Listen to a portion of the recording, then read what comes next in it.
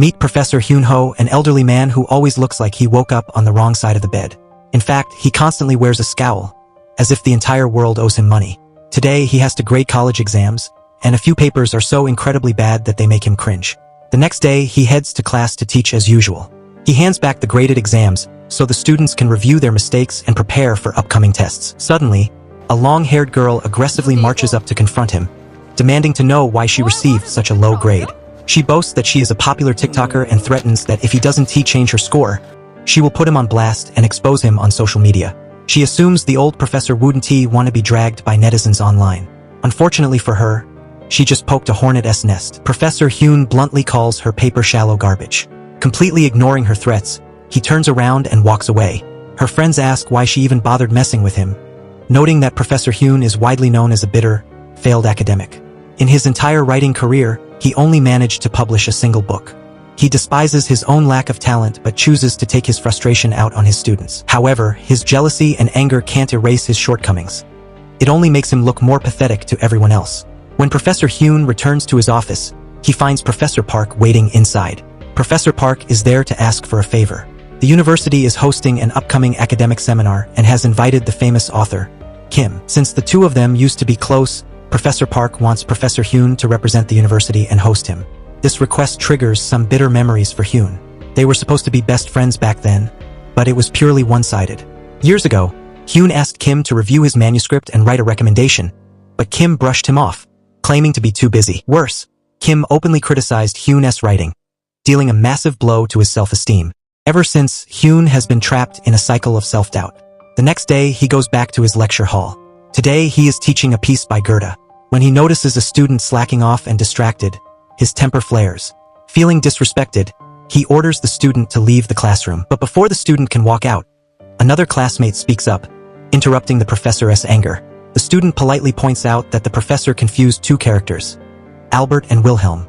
In the original novel, Werther actually wrote letters to Wilhelm, not Albert. While Hyun was correct that Werther was trapped in a love triangle with Albert and Lotte, his understanding of the character dynamics was off. Facing Albert, Werther felt a complex mix of jealousy, quiet admiration, and deep insecurity.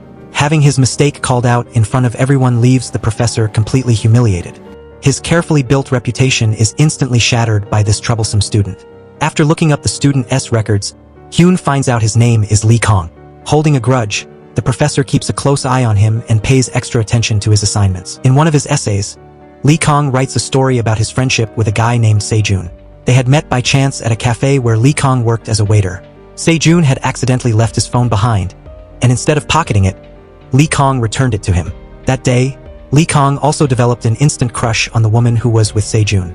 As fate would have it, they crossed paths again at a coding club. Since Lee Kong was highly skilled in programming, he ended up tutoring Sejun, and the two quickly became inseparable. Reading the story, Professor Hyun finds himself completely captivated by its simple yet engaging plot. From that point on, he secretly keeps tabs on Lee Kong, eager to see how the student's real-life story unfolds. Soon, Lee Kong even uses his friendship with Sejun as an opportunity to visit his house. Once there, Lee Kong discovers that the woman is actually his friend's mother. Despite having a grown son, she looks incredibly young standing next to Sejun. They look more like siblings than mother and son. Lee Kong keeps his distance, quietly observing her from afar. He sneaks a peek around the house and finds a family portrait of the four of them. In the photo, she is beaming, looking completely content with her seemingly perfect, happy marriage. Looking at the photo, Lee Kong can't help but smile too. He feels a complex mix of admiration and deep envy towards Sejun for having such a warm, complete family. That evening, Professor Hyun shares Lee Kong's story with his wife. She is highly impressed by Lee Kong's writing talent, though she questions his true motives for getting so close to Sejun's family. Professor Hyun points out that Lee Kong's writing style is remarkably similar to his own, as both of them love weaving deep psychological elements into their narratives. Seeing his enthusiasm, his wife guesses that he plans to take Lee Kong under his wing. Afterward, the professor retires to his own bedroom. The couple has been sleeping in separate rooms for a long time, living more like roommates than husband and wife.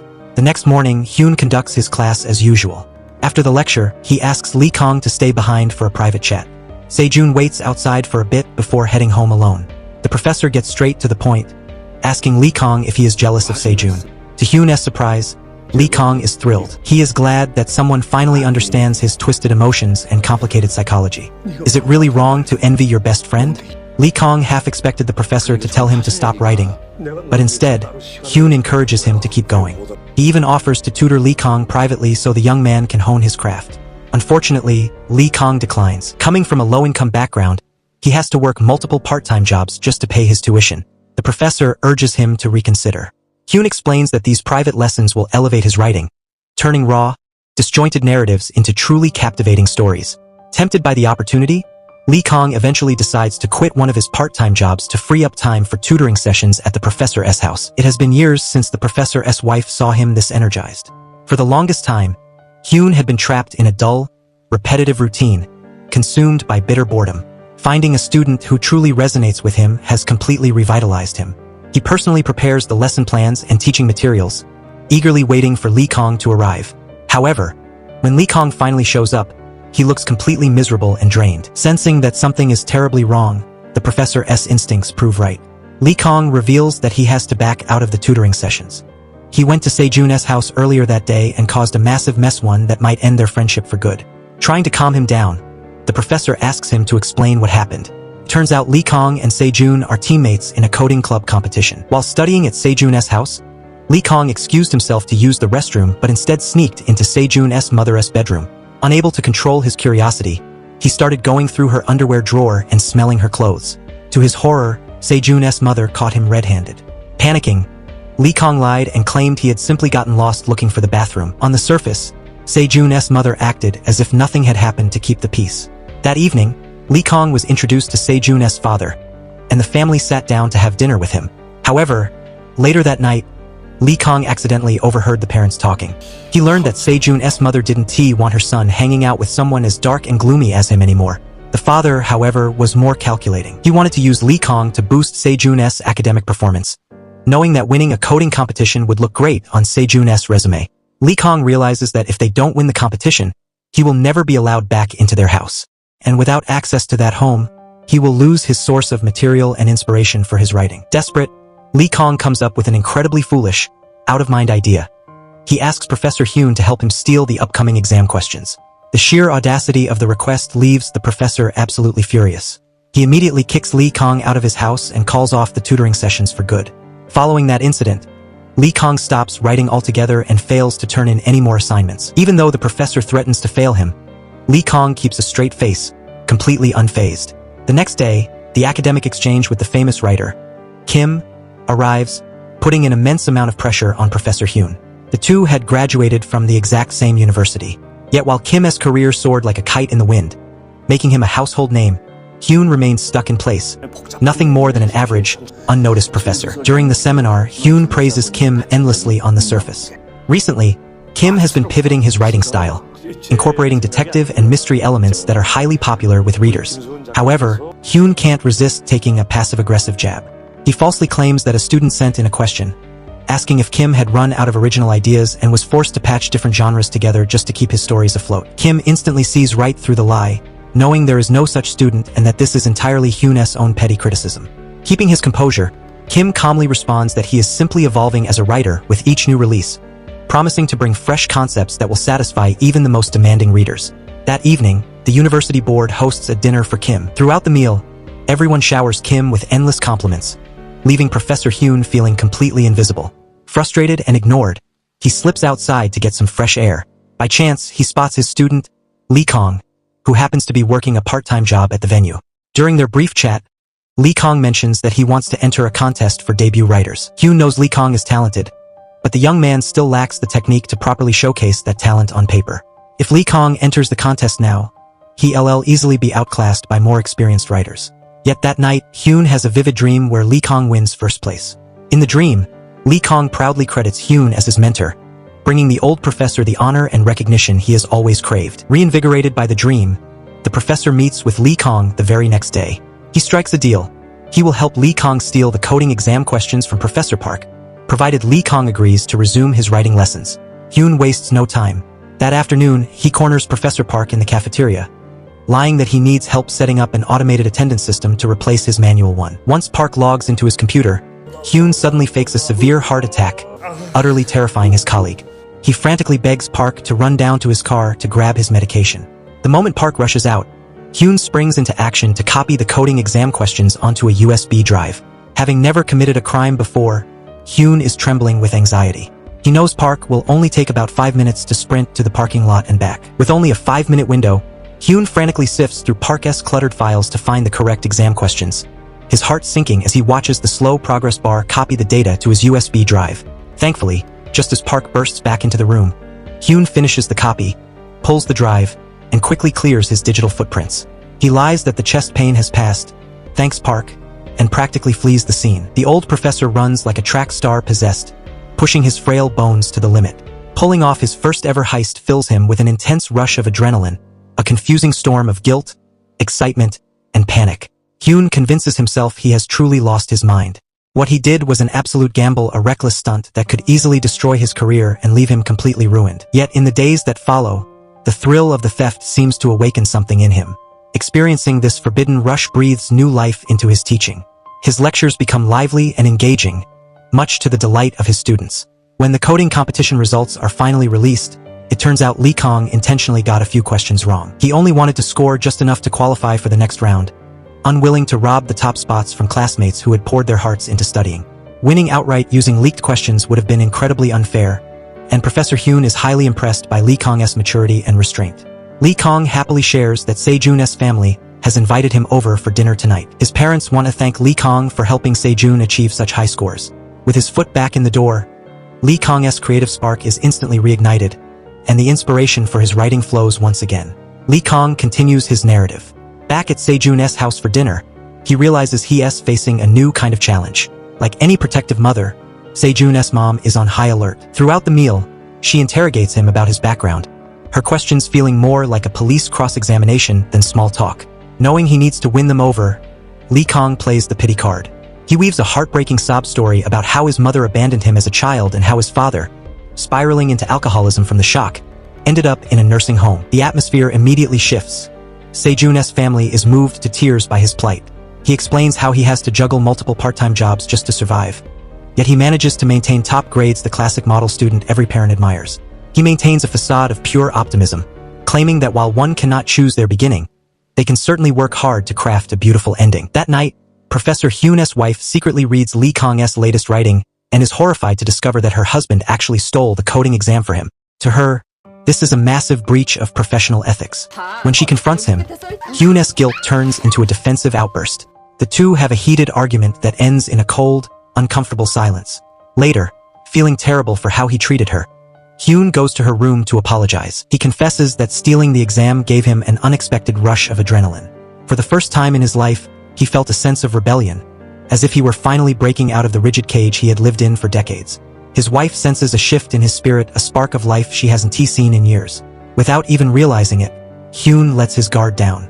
For the first time in a very long time, the couple shares the same bed. Years ago, after their final attempt at IVF failed, they had drifted apart, sleeping in separate rooms and living like ghosts in their own home. Their house had become a prison of shared grief, but tonight, the walls finally begin to crumble.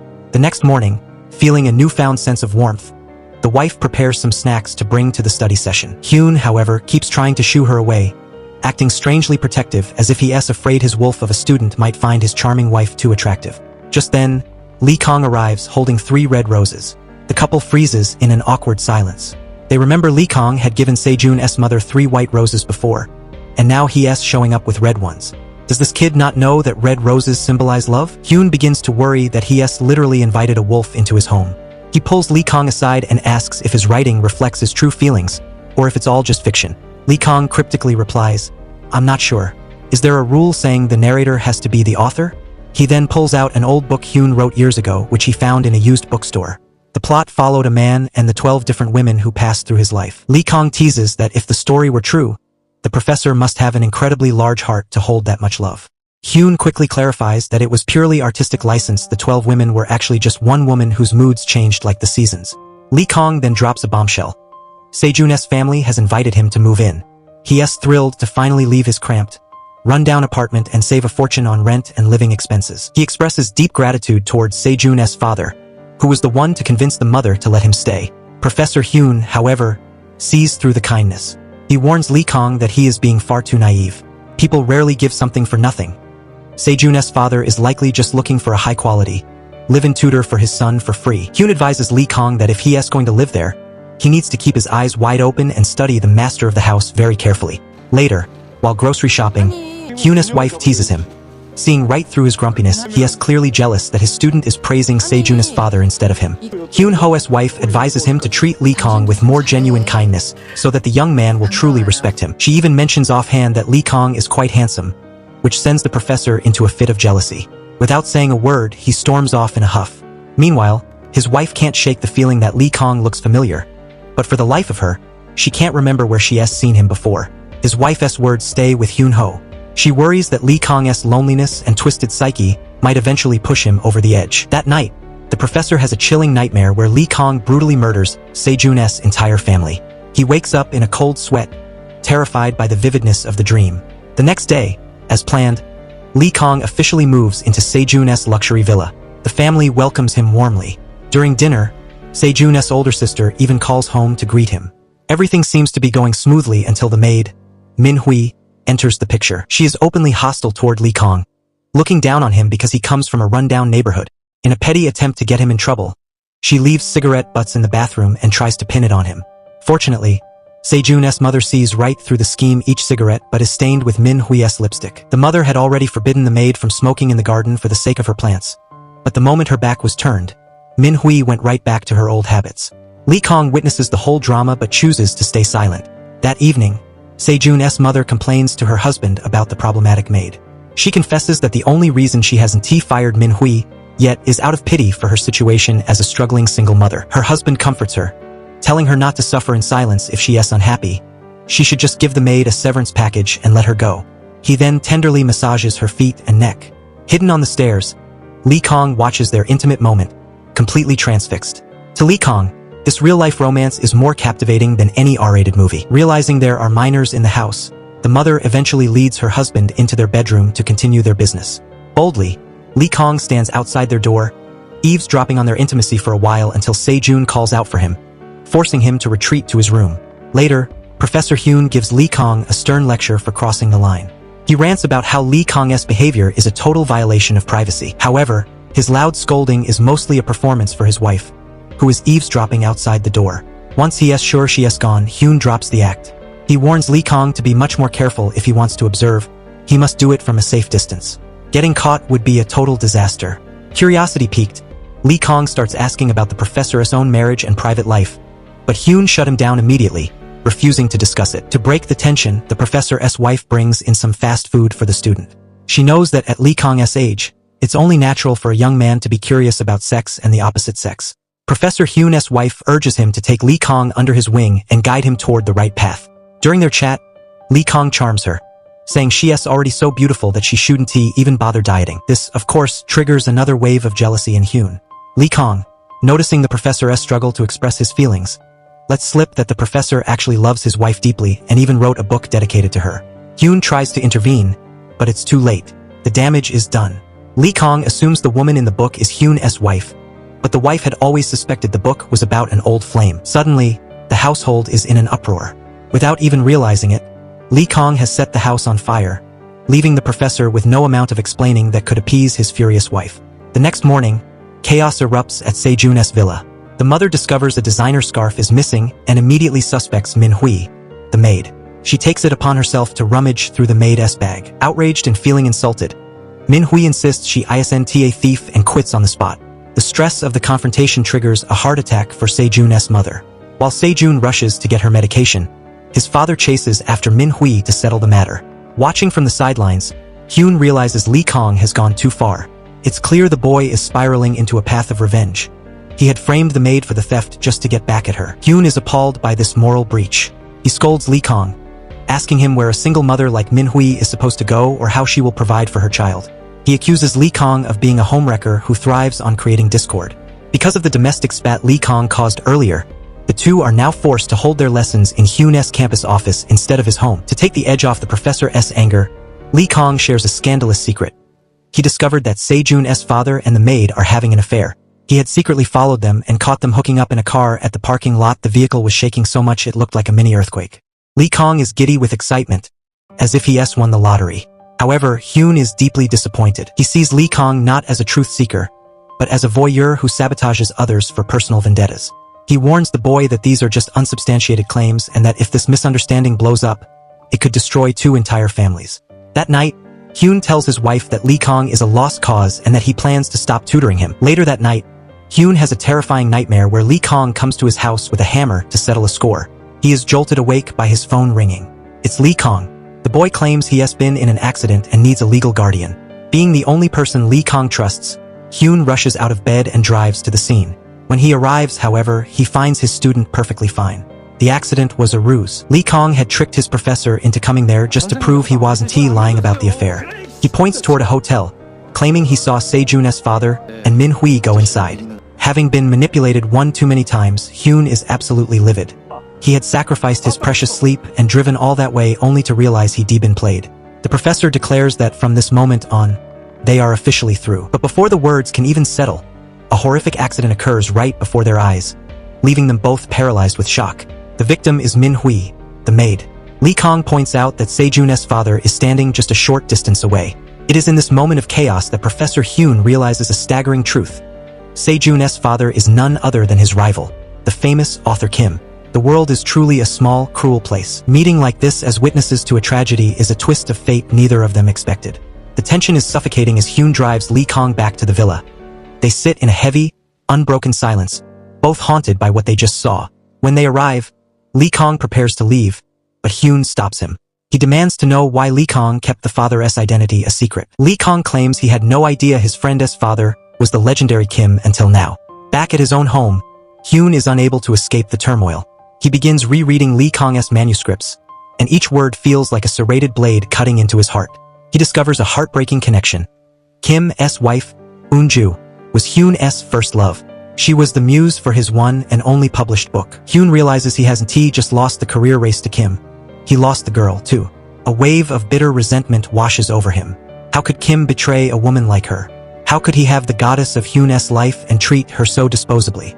The next morning, Hyun returns to his lectures, but the spark is gone. His classes sink back into a gloomy, monotonous atmosphere. Lee Kong sits in the back, distant and distracted. Later, Hyun calls him into his office. The news has just broken. Min-hui didn't survive the accident. Lee Kong asks if the professor knows Kim personally, but Hyun lies about their past. However, Lee Kong isn't fooled. Se-jun had already told him that Hyun was the one who hosted the university event for Kim. Lee Kong mentions that his latest story, the final one, since the tutoring is over, is written inside his exam paper. After the boy leaves, Hyun's curiosity gets the better of him, and he frantically opens the paper to read. The story is a scathing indictment of Kim's character. Lee Kong writes about his profound disappointment in the man, exposing him as a cold-blooded hypocrite. In the story, Kim acts as if nothing happened after the accident. The next morning, when Eun-ju can't reach Min-hui, she has to go into the kitchen to cook for the family herself. Kim has the audacity to complain, calling the maid irresponsible for quitting without notice, all while knowing perfectly well she was lying in an ICU. Lee Kong watched this entire performance from the shadows, disgusted by Kim's sociopathic mask.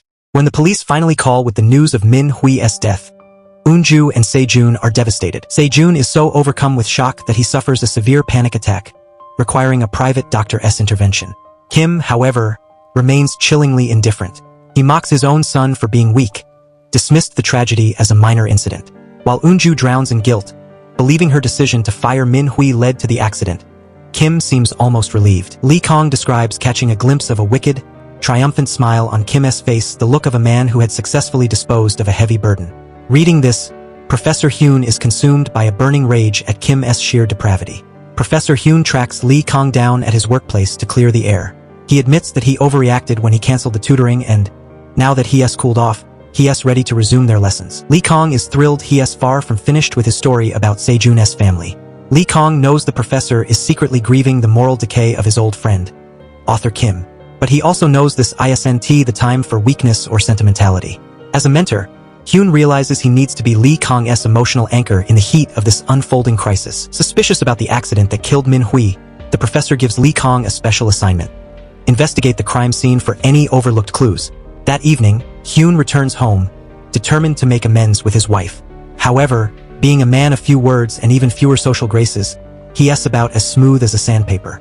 His idea of a romantic olive branch, inviting her to a movie instead of a heartwarming romance, He picks a bone-chilling horror flick that leaves his wife trembling and on the verge of tears. He seizes the moment to hold her hand, playing the role of the protective husband.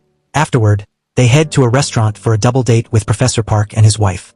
Throughout dinner, Hyun is on pins and needles, constantly checking his phone for Lee Kong-s report. Professor Park's wife eventually brings up a painful memory their failed IVF treatments from over a decade ago.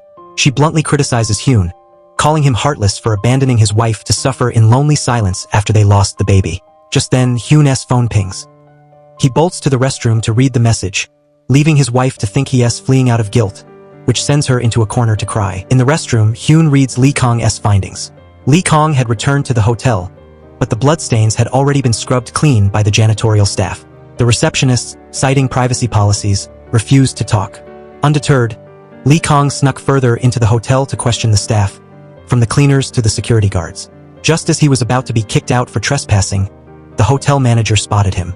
Fate was on his side. The manager, a man named Jich, was an old friend from Lee Kong-s days working construction. Over the past year, their paths had diverged. Jich had failed his civil service exams and ended up managing the hotel, while Lee Kong had successfully made it into university. Jich reveals a bombshell. He witnessed the argument between Min Hui and author Kim. He saw them shouting and shoving each other. It looked like Min Hui was threatening Kim with something right before the accident happened. Jich explains that Kim is a regular VIP at the hotel, checking into the presidential suite several times a week. He always orders the most expensive wine, paired with cheap, discounted ice cream. The suite is often littered with various women's lingerie. It turns out Kim's writing retreats to find inspiration are nothing more than a cover for his sordid affairs. His wife has no clue her husband is living a double life in a hotel room. Jich admits he's used to hearing noises coming from that room, but one night, he heard something distinctly different, something sinister. Just as Hyun reaches the climax of the report, he's interrupted by his wife and Professor Park. They run into author Kim at the restaurant and have invited him to join them. Forced to sit across from the man he now despises, Hyun's demeanor turns ice cold. He spends the entire conversation taking thinly veiled, snide jabs at Kim, unable to hide his utter contempt. Whether by accident or on purpose, author Kim brings up his wife in front of Hyun-ho and his wife. In that instant, Hyun's wife realizes that Kim is the very man who stole her husband's first love. Sensing the tension, Hyun-ho sharply asks Kim where he finds the inspiration for his stories. Kim deflects, smoothly lying about how he travels to various locations to soak in the atmosphere. Hyun knows better. He knows Kim's travels are nothing more than excuses for his sordid affairs. Trying to play peacemaker, Hyun's wife unknowingly makes things worse by suggesting that Hyun, who is currently in a writing slump, could learn a thing or two from a master like Kim. This leads to a massive blowout between the couple later. His wife is furious that he kept his past love a secret, while Hyun is livid that she can't see through Kim's disgusting facade. Retreating to his room, Hyun dives back into Lee Kong-s report. Jich, the hotel manager, had overheard a heated argument in Kim's suite. A young woman, Min Hui, claimed to have receipts on Kim and threatened to expose his secrets to the world. Jich also mentions that another young man, about Lee Kong-s age, had been there the day before asking questions. That young man had been blunt, suggesting that the accident looked a lot like a cold-blooded murder, especially since Kim and Min Hui were seen struggling just seconds before she was hit. Hyun begins to spiral into a psychological tailspin. He hallucinates being at the hotel that night, seeing the struggle with his own eyes. In his mind, he's transported to the parking lot, where Min Hui's ghost is waiting for him. He wakes up drenched in a cold sweat, consumed by a mix of guilt and helplessness. Desperate to soothe his conscience, he frantically calls Lee Kong, ordering him to find that other young man and dig up the evidence of what really happened to Min Hui. Meanwhile, back at the villa, Sejun is alone in his room, his psyche fracturing. In a fit of rage, he shreds one of his father's books. His faith in the man he once respected has turned to ash. He calls his sister, sobbing that their father has deleted someone. It turns out Sejun was the mysterious youth Jich saw at the hotel. He had been investigating his father's secrets all along. When Lee Kong reports Sejun's erratic behavior, the depression, the sudden outbursts, the ripped books, Professor Hyun tries to remain a skeptic.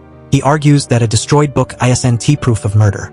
But Lee Kong doesn't back down. He describes how Sejun has become a ghost of his former self, locking himself away and snapping at anyone who tries to reach him.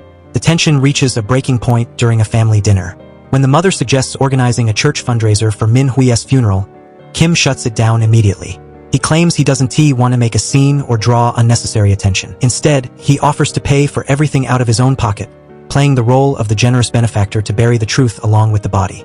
Disgusted by the performance, Sejun loses his appetite and storms back to his room.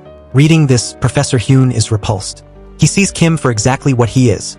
A man using charity as a shield to hide his infidelity and a potential crime. Lee Kong continues his report. Se-jun is a shadow of himself at home, but the moment he steps onto campus, he puts on a front, acting like his old cheerful self playing basketball and hanging out with friends as if nothing is wrong. Professor Hyun insists that Lee Kong return to the hotel to dig for more evidence. He needs confirmation that Se-jun actually witnessed his father's crime. Leveraging a connection with a senior student, Lee Kong manages to get his hands on the hotel's CCTV footage. The footage is revealing. He spots a young man whose silhouette perfectly matches Se-jun's, arriving at the hotel just before he did. Hyun instructs Lee Kong to focus on uncovering whatever secret Se-jun is guarding for his father. Lee Kong confesses that while he was initially jealous of Se-jun, he now feels a twisted sense of satisfaction knowing the perfect family is a lie.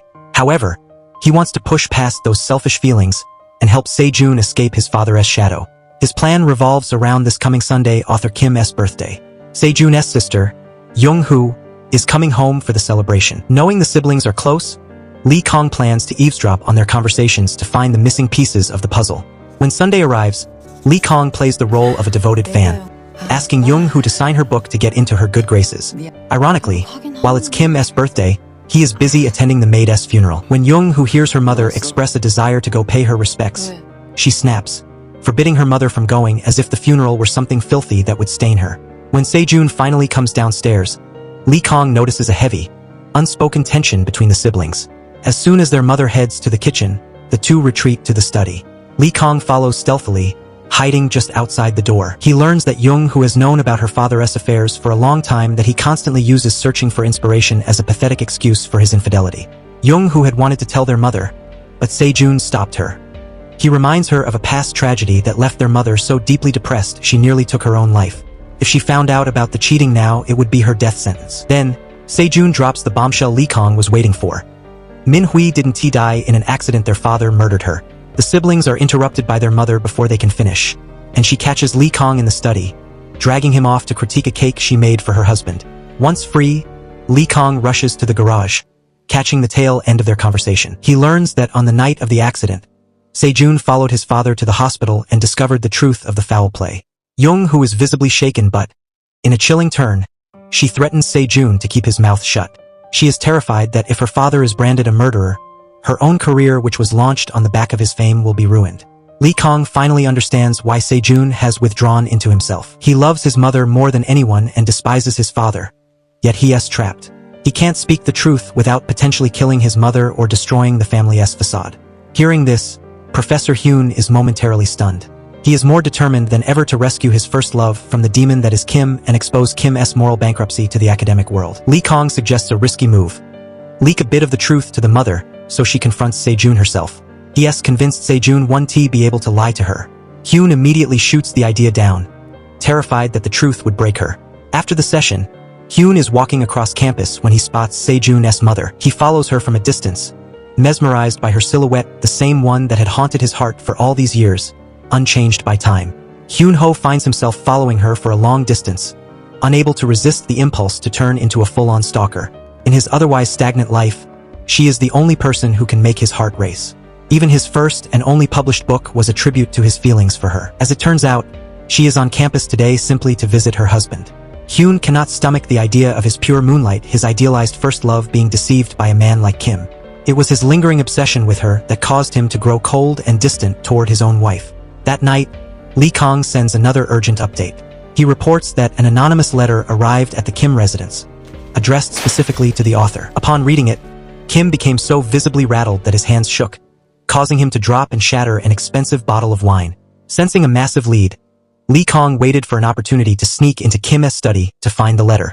He was nearly caught when Kim suddenly returned. Lee Kong had to dive behind a bookshelf to hide. From his hiding spot, he watched Kim reread the letter before feeding it into a paper shredder to erase any trace of it. After Kim left, Lee Kong salvaged the shredded scraps and spent hours painstakingly piecing them back together. The letter was a bombshell. Someone claimed to have video footage from the hospital and demanded a meeting at the park fountain at 10 p.m. Both Hyun and Lee Kong suspected Se-jun was the sender. During dinner, both Kim and Se-jun had announced they would be heading out at 10 p.m. Lee Kong staked out the park, finding a high vantage point to watch the scene unfold. He saw Kim approach the fountain, and from the opposite side, A hooded figure stealthily moved toward him. Back at home, Hyun was a nervous wreck, pacing the floor while waiting for news. Finally, after 1 a.m., Lee Kong showed up. He was bursting with a truth so shocking it defied belief. Fearing his wife might overhear, Hyun shoved Lee Kong into his study. Lee Kong took a breath and dropped the hammer. The person at the fountain wasn't Sejun. It was a woman.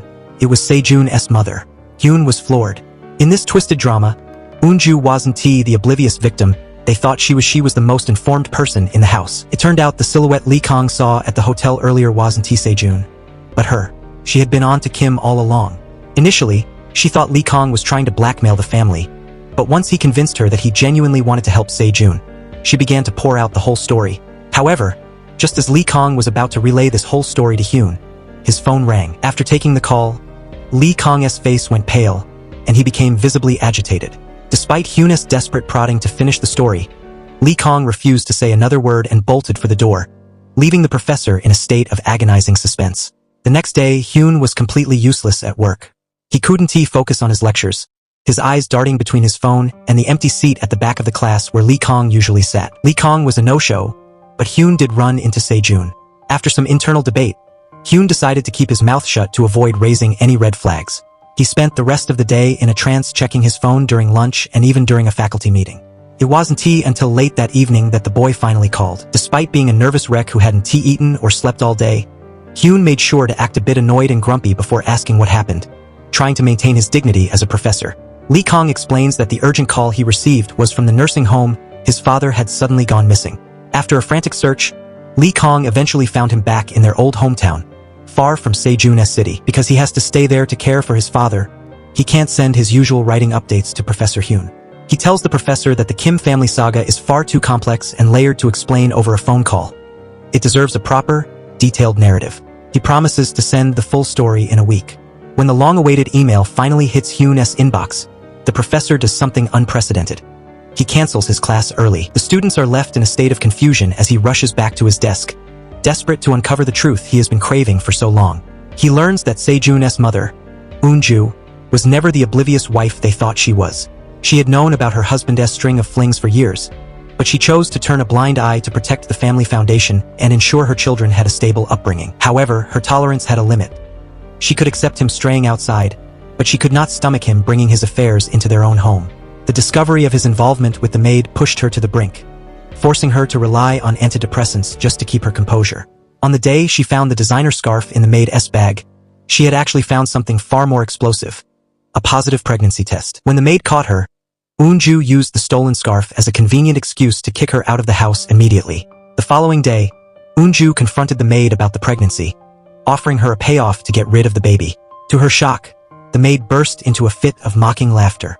"The baby isn't your husband's," she sneered. She admitted she had wanted to land a rich man, but she found someone as vile and depraved as Kim to be beneath her.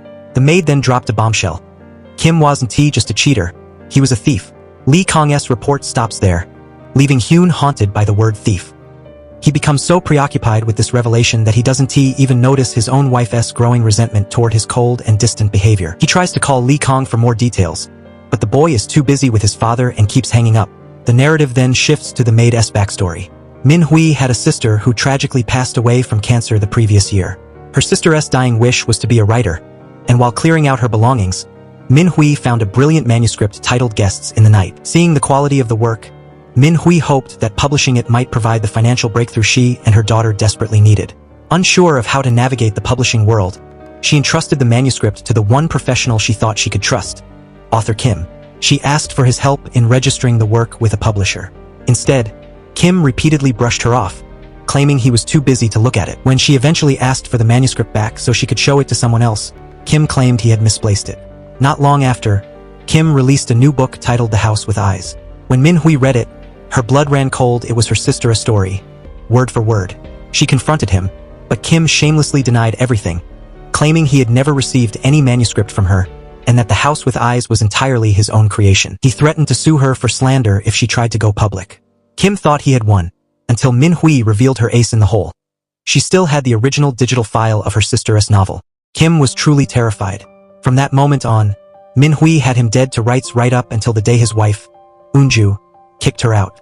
In the pouring rain, Min-hui screamed that she would expose everything and watch his perfect family crumble. In a fit of psychopathic rage, Kim dragged her into the garage and tried to chain her up, but she narrowly managed to escape. When Eun-ju learned the truth about the manuscript, she didn't call the police. Instead, she offered Min-hui a staggering amount of money. She wanted to buy the original digital file. Looking at the figure on the check, Min-hui greedily agreed.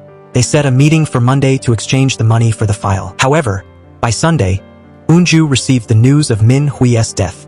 Suspecting her husband had committed murder to silence the witness, she disguised herself in her son's clothes and went to the hotel to investigate. The staff, however, insisted it was a simple accident with no signs of foul play. Eun-ju then tracked down the orphanage where Min-hui's daughter was staying. After learning the girl had relatives in the U.S., Eun-ju personally funded the girl's relocation to reunite with her family. In gratitude, the little girl finally trusted Eun-ju enough to hand over her mother's South USB drive. In that moment, Eun-ju realized she was becoming even more monstrous than her husband to protect her family's reputation. To save the facade of their happy home, she threw away her last shred of morality and tossed the USB into a fire, watching the evidence of Kim's plagiarism turn to ash. Reading this in Lee Kong's report, Professor Hyun let out a bitter, hollow laugh. The brilliant rival he had been compared to for decades was nothing more than a common fraud, and his pure first love was a woman who had lost her soul to protect a lie. Hyun attended a press conference hosted by Professor Park, hoping to confront the Kims, but they were no-shows. Lee Kong's emails continued to flood in, revealing an even darker layer to the story. After destroying the USB, Eun-ju thought the nightmare was over until Se-jun revealed a horrifying secret. Suspecting his father's affair, Se-jun had been trailing Kim and witnessed the accident. He saw Min-hui's fingers twitching. She was still alive. He followed the ambulance to the hospital, but by the time he reached her room, she had flatlined. He caught a glimpse of a suspicious figure leaving her bedside and, as he chased the person outside, he saw his father's car speed away. Hearing her son's confession, Eun-ju broke down in tears. She had burned her soul to protect her children, only to realize they had seen the darkness all along. Together, she and Se-jun decided to make Kim pay. She was the one who sent the anonymous letter to lure him to the park, while Se-jun planned to scour the hospital's security footage. However, the plan fell apart. Just as Kim reached the park, his daughter, Young-hoo, called to warn him that Se-jun knew everything. Panicked, Kim fled the park. It was then that Lee Kong intercepted Eun-ju. After he convinced her he was on their side, she confessed everything to him. She admitted that Se-jun's search at the hospital was a dead end. The bed where Min-hui died was in a security camera blind spot. The only physical evidence to convict Kim, the USB, was now nothing but soot. Regret washed over her. Upon hearing this, Professor Hyun vowed to himself that he would do anything to save Eun-ju. He called Lee Kong in the middle of the night, his voice trembling with desperation. He proposed a dangerous plan. They would create the evidence. Hyun wanted Lee Kong to testify that he was at the hospital that night and saw Kim strangle Min-hui with his own eyes. Lee Kong was stunned. He refused to accept a truth that was built on a lie.